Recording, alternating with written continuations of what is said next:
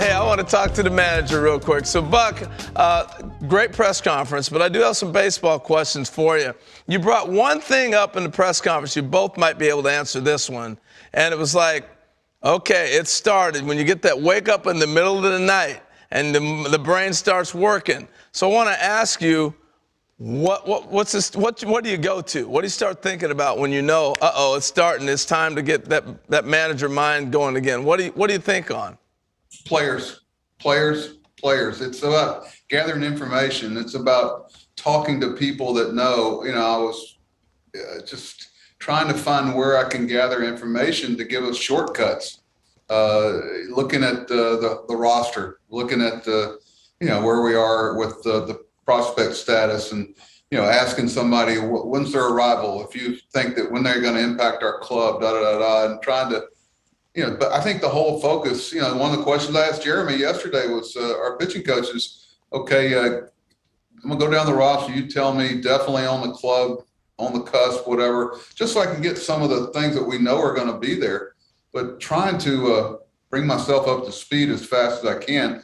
And relationships, about, we're really driving on the coaching staff now, and just, the things that I'm responsible for and nothing else. I'm curious about a lot of the things, especially analytically, because quite frankly, we never had one so we had to figure out, we weren't allowed to have one, and we had to make our own, so to speak. So there's going to be a asset there that I haven't had. Over to Harold. And Harold, give these Met fans some reason for hope. What kind of manager are they going to be getting and watching from Buck Showalter? All right, Roflo, before I dive in, one thing stood out to me on that last board you guys threw up there, one of the first ones. $44 million was the payroll for the Mets in 92, right?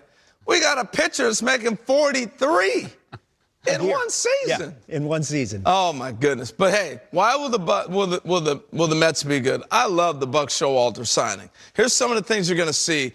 Forward thinking. It's all about winning games. I think those will play into. You'll hear that a lot about Buck. Spring training. You won't see the 12 laps. Clearly that won't happen.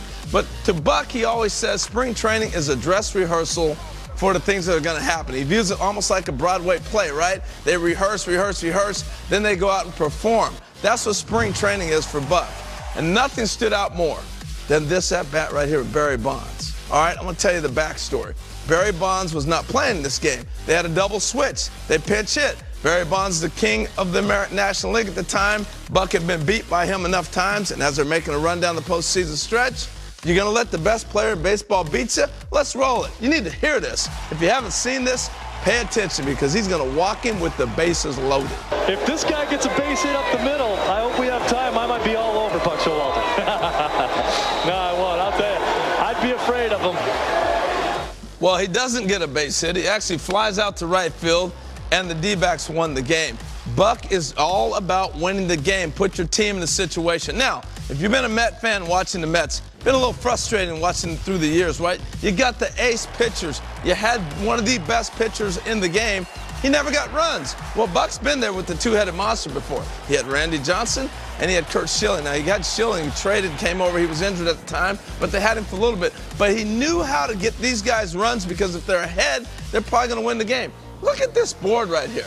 I'm talking about 6 innings plus with 2 or fewer runs that they've allowed. This is DeGrom at the top, Scherzer here, and it's so frustrating. They'd get a leadoff double and the guy be left at second base and never moved him. All you need is 2 runs, and Jacob's going to win a game. So I think this is the type of stuff you'll see from Buck.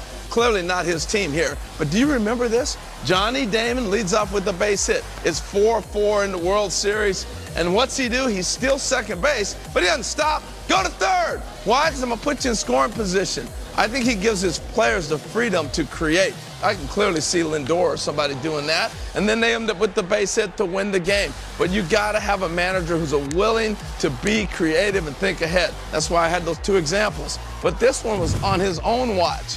His power-hitting center fielder drops a bunt to win the game. When was the last time we saw something like that? Well, I was curious, what did the manager think of that move by his power hitter? I love it. I think it's a great play. We need 90 feet there. There's a lot of ways to get it, and you like putting the pressure on them. Anytime at any sport, when you put professional athletes where they have to operate at a speed that they're not comfortable with, when the game speeds up, that's when mistakes are made.